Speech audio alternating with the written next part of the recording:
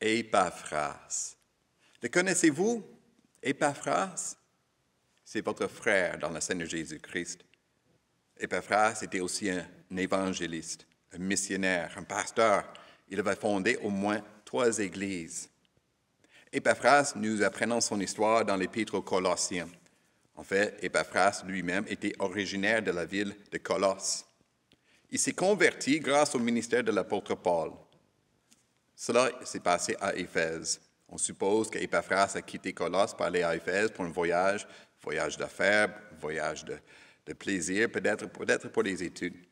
À Éphèse, il a rencontré Paul qui était là pendant 3 ans. Actes chapitre 19 nous le raconte. Épaphras aurait entendu l'Évangile, il s'est converti, il s'est fait baptiser, puis il est resté avec l'apôtre Paul dans l'école de Tyrannus où il a reçu l'enseignement de l'Évangile. Puis au lieu de garder ce cadeau de l'Évangile pour lui-même, Épaphras est revenu dans son ville natale, Colosse. Il est revenu dans la vallée de Lissus, en Asie.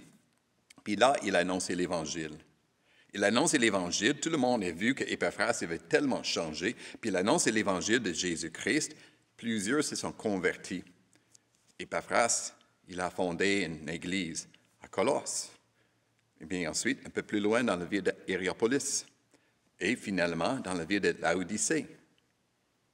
Épaphras, un évangéliste, missionnaire, pasteur. Il avait 2 grandes qualités en tant qu'évangéliste.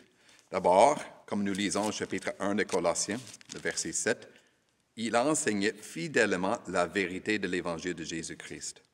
Un enseignement fidèle de l'évangile de Jésus-Christ.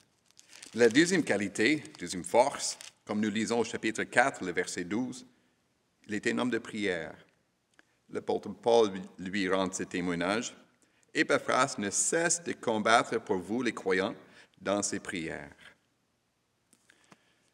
Il nous faut des Épaphras.